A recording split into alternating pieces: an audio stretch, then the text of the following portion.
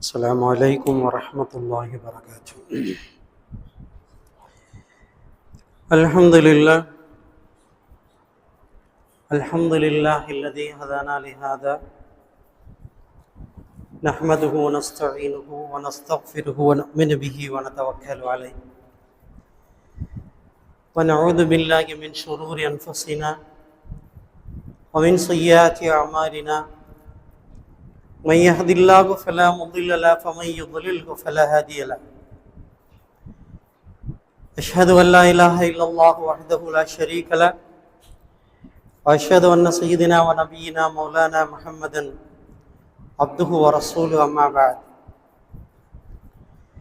فقد قال الله تبارك وتعالى في محكم تنزيل وفي الفرقان المجيد بعد أعوذ بالله من الشيطان الرجيم بفضل بسم الله الرحمن الرحيم. قد أفلح من دساها وقد خاب من دساها. صدق الله العلي العظيم وصدق رسول النبي الكريم ونحن على ذلك من الشاكرين والشاهدين والحمد لله رب العالمين. رب اشرح لي صدري ويسر لي أمري واحلل عقدة من لساني ويفقه قولي. ربي زدني علما وارزقني فهما. اللهم صل على سيدنا محمد طب القلوب دوائها وعافية الأبدان وشفائها ونور الأبصار وضيائها وعلى آله وصحبه وبارك وسلم عليه. புகழனைத்தும் அல்லாஹ் ஒருவனுக்கு உரித்தாகட்டுமாக.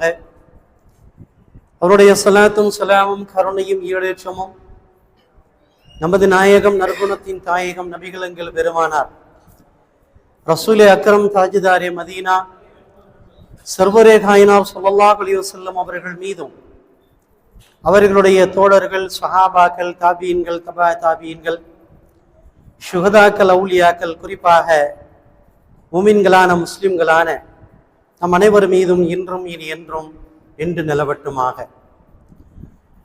சங்கைக்கும் மரியாதைக்கும் உரிய அல்லாஹ்வின் நல்லடியார்களே, பரபரப்பான ரமலானுடைய சூழ்நிலைகள் எல்லாம் முடிவுற்று ஒரு சகஜ நிலைக்கு நாம் திரும்பி இருக்கிறோம். சொல்லப்போனால் வருடத்திற்கு ஒரு முறை நாம் விரும்பியோ விரும்பாமலோ நம்ம எல்லாம் பள்ளிவாசலுக்குள்ளாக கொண்டு வந்து சிறைப்படுத்திய மாதம். பள்ளிக்குள்ளாக வருவதற்கே யோசித்துக் கொண்டிருப்பவர்கள் எல்லாம் பள்ளியிலே விட்டு வெளியே போக வேண்டுமா என்று யோசித்த ரமலான் மாதம். எப்பொழுது அந்த ஷவ்வாலுடைய பிறை பார்த்தோமோ, ஒரு வகையிலே பெருநாள் வந்து விட்டது என்று சந்தோஷப்பட்டாலும் கூட உண்மையிலேயே பெருநாளுடைய பிறை பார்ப்பவர்கள் பெருநாளுடைய மகிழ்வை தவிர உள்ளுக்குள்ளே வருத்தம். நேற்று வரைக்கும் பள்ளிவாசலிலே நஃபிலுக்கு ஃபர்லும் ஒரு ஃபர்லுக்கு பல ஃபர்லுகளுடைய நன்மைகளையும் வாரி கொடுத்த ரமலான் நம்மை விட்டு போக போகிறதே என்று மனதிற்குள்ளாக வருத்தப்பட்டு தான் இருப்பார்கள். உண்மையிலேயே நாம் எல்லாம் உள்ளத்தில் கை வைத்து பார்த்தால் தெரியும். ஒரு 10 நாட்களுக்கு முன்னால் நம்முடைய உள்ளமும் உடலும் எவ்வாறு இருந்தது, இன்றைக்கு மாறி போயிருக்கிறது. ரசூலுல்லாஹி ஸல்லல்லாஹு அலைஹி வஸல்லம் அவருடைய காலத்துல ஒரு அழகான ஒரு நிகழ்வு.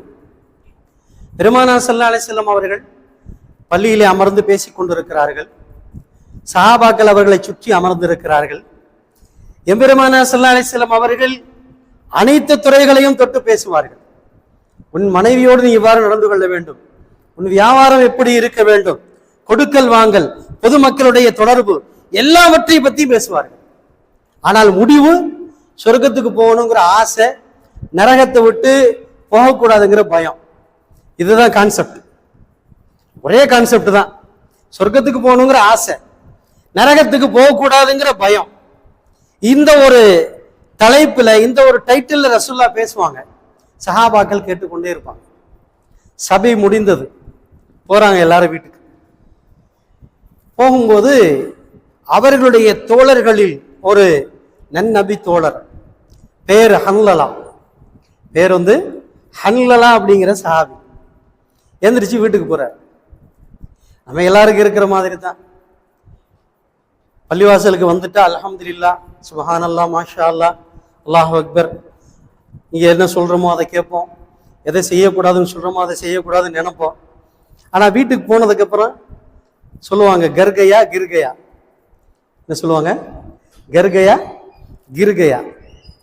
மனைவி சொல்லுவாங்க, என்னங்க தொழுதுட்டு வந்துட்டீங்களா, வீட்டை பாருங்க, பிள்ளைகளை பாருங்க, நம்முடைய தேவைகளை பாருங்க.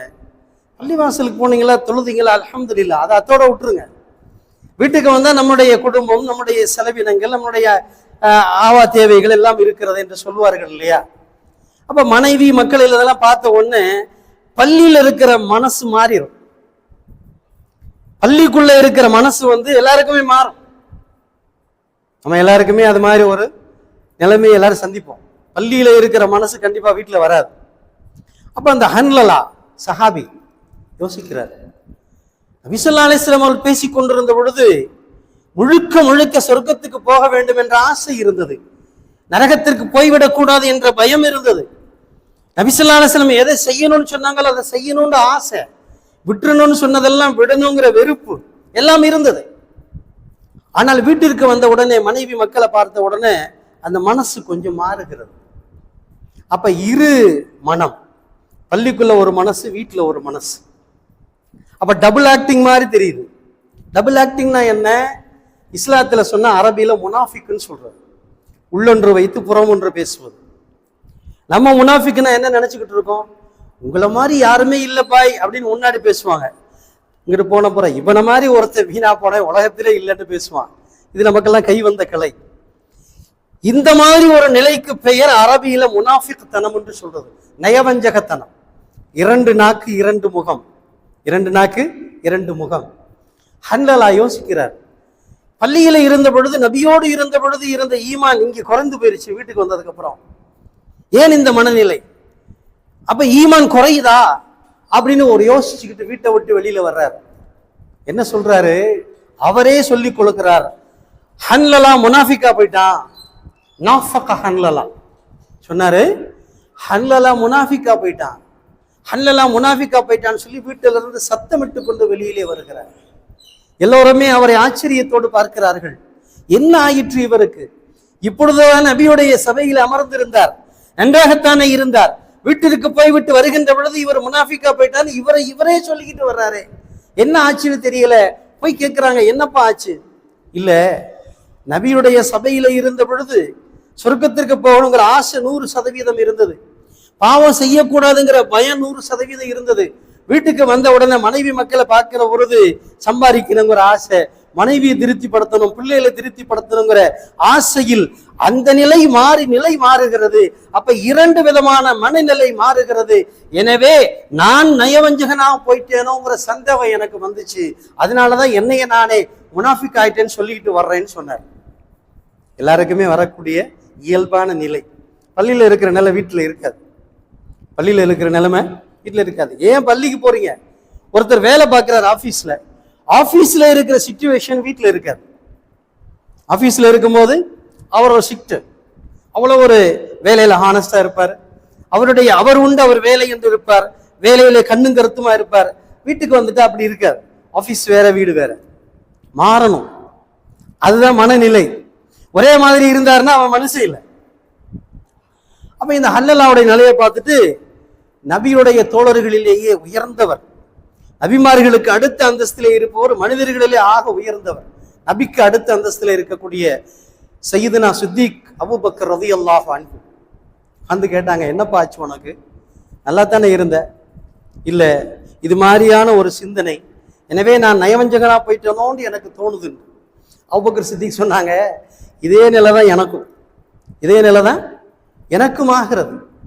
அப்ப வீட்டிலே ரசூலுல்லாஹி ஸல்லல்லாஹு அலைஹி வஸல்லம் அவருடைய சபையில இருந்தது போன்று வீட்டிலே எனக்கு ஏற்படவில்லை. உன்னுடைய எண்ணத்திலே தான் நானும் வருகிறேன், வாருங்கள் நம்முடைய குழப்பத்திற்கு தீர்வு காணுவோம். நம்பி இடத்துல நபிட்ட வந்துட்டாங்க.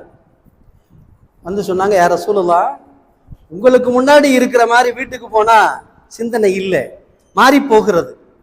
அப்ப எங்களுக்குள்ளேயே எங்களுடைய உள்ளத்தில் முனாஃபிக்குத்தனம் வந்துருச்சோங்கிற ஒரு எண்ணம் வருகிறது. எனவே இதற்கு நீங்கள் தீர்வு சொல்லுங்கள். சொன்னப்ப ரசூலுல்லாஹி ஸல்லல்லாஹு அலைஹி வஸல்லம் சொன்னாங்க, நீங்கள் பள்ளியிலே இருப்பது போன்று வீட்டிலேயும் இருந்தீர்கள் என்றார்.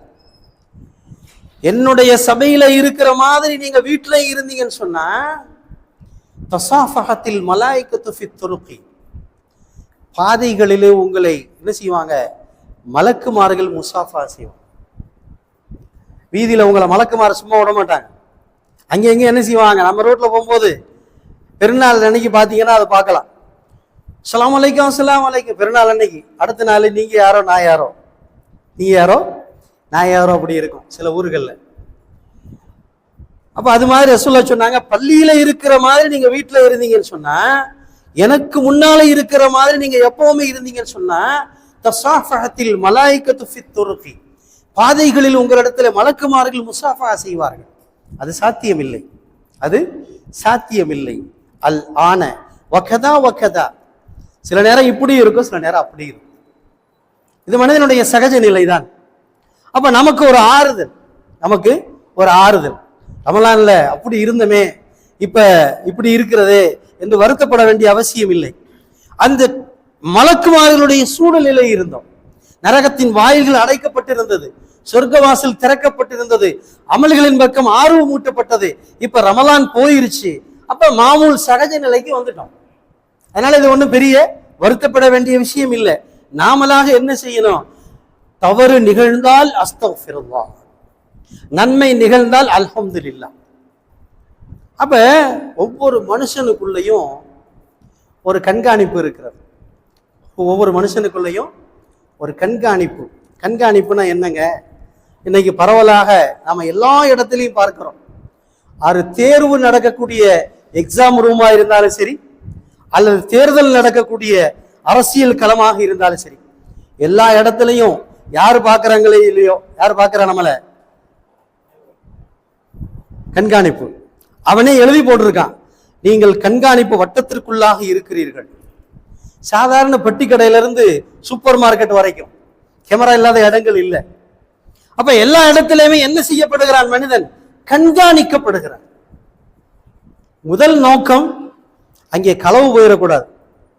பெரிய இடங்கள்ல, எங்க பண மதிப்புள்ள இடங்களில் ஏன் வைக்கிறாங்கன்னு சொன்னா, அங்கே இருக்கிற விலை மதிப்பில்லாத பொருட்கள் களவாடப்பட்டு விடக்கூடாது என்று கண்காணிக்கப்படுகிறது.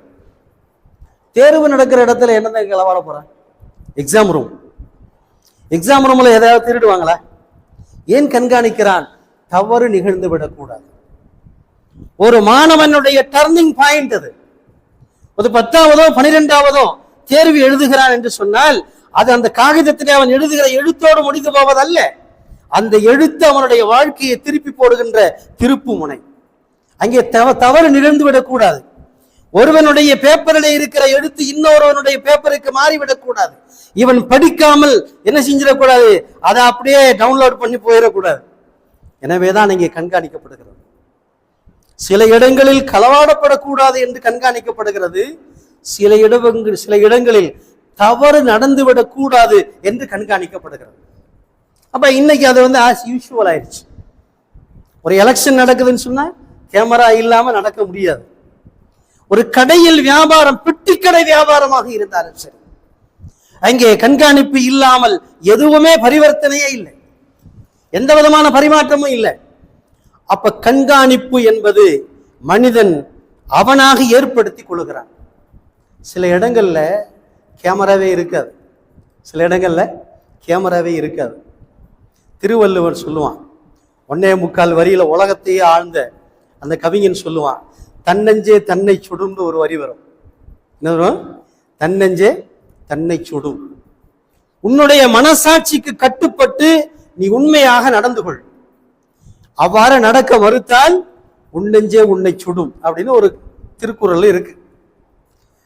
இப்ப இதே விஷயத்தை நம்ம திருக்குறான்ல பார்த்தோம்னு சொன்னா, ஹசரத் ஆதம் அலைஹிஸ்ஸலாம் அவர்கள் சொர்க்கத்திலே ஹவ்வா அலைஹிஸ்ஸலாம் அவங்களோட இருக்கிறாங்க. ஒரு குறிப்பிட்ட மரத்தின் பக்கம் நெருங்காதேன்னு அல்லாஹ் சொல்லுவான். நெருங்கிட்டாங்க, பழத்தை சாப்பிட்டுட்டாங்க. அந்த சாப்பிடக்கூடாத பழத்தை சாப்பிட்ட உடனே அவர்களுக்கு ஒரு குற்ற உணர்வு ஏற்படுகிறது. ஃபதல்லாஹுமா, அல்லாஹ் குர்ஆன்ல சொல்வான். அவங்களுடைய உள்ளத்திற்குள்ளாக ஒரு குற்ற உணர்வு ஏற்பட்டு தன்னைத்தானே மறைத்துக் கொள்வதற்கு மரத்திற்கு பின்னால் ஓடி ஒளிகிறார்கள். சாப்பிடக்கூடாத ஒரு விஷயத்தை, அல்லாஹ் தடுத்திருந்த ஒரு விஷயத்தை சாப்பிட்டு விட்டோமே என்ற குற்ற உணர்வு. இது நமக்கெல்லாம் அல்லாஹ் கொடுத்திருக்கிற மிகப்பெரிய பாக்கியங்க. ஒரு மனுஷன் தவறு செய்யக்கூடிய சூழ்நிலை இருக்கு. எல்லா மனிதனுக்கும் தவறு செய்யக்கூடிய சூழ்நிலை வரும். அந்த சூழ்நிலையில் தவறு செய்வதற்கு முன்னால் யார் பார்க்கிறார்களோ இல்லையோ அல்லாஹ் பார்த்து கொண்டிருக்கிறான் என்ற எண்ணம் ஒரு மனிதனுக்கு வருமே என்று சொன்னால் இது அல்லாஹ் செய்யற பெரிய பாக்கியம். அல்லாஹ் செய்யற பெரிய பாக்கியம். யூசுப் அலைஹிஸ்ஸலாத்துடைய சரித்திரத்தில் அல்லாஹ் பேசுவான். அழகான அரசருடைய மனைவி சுலைஹா தவறு செய்ய தூண்டுவார்கள். அப்ப ஹஸரத் யூசுப் அலைஹிஸ்ஸலாம் என்ன செய்யறாங்க? தவறிலிருந்து தன்னை தற்காத்து கொண்டு ஓடுகிறார்கள். அப்ப அவர்களுக்கு உண்டான உள்ளத்திலே இருக்கிற உணர்வு, இது பாவம், இது தகாது, இது நான் செய்யக்கூடாது என்ற உள்ளுணர்வினால் சுலைஹாவை விட்டு தப்பி ஓடுகிறார்கள். அல்லாஹ் அவர்களை குற்றமற்றவர், நிரபராதி என்று குர்ஆன்ல பேசுறாங்க. ஒரு சின்ன செகண்ட் சபலத்திற்கு அடிபட்டு போனால் என்ன ஆயிரும்?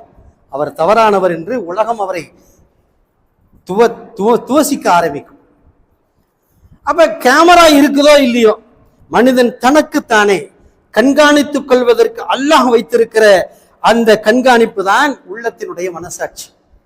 உள்ளத்தினுடைய மனசாட்சி. ஒரு தவறு செய்வதற்குண்டான வாய்ப்புகள் இருந்தாலும் கூட உள்ளத்திற்குள்ளாக உதிக்கிற அந்த உணர்வினால் என்ன செய்கிறான்? தவறை விட்டு அவன் தவழ்ந்து கொள்கிறான். அப்படியே ஒரு நேரத்தில் தவறுக்குள்ளாக அவன் ஆழ்ந்து விட்டாலும் கூட, ஹதீஸ்ல வருது இல்லையா, நன்மைக்கு 10 நன்மை, தீமைக்கு ஒரு தீமை தான் எல்லாம் எழுதுவான்.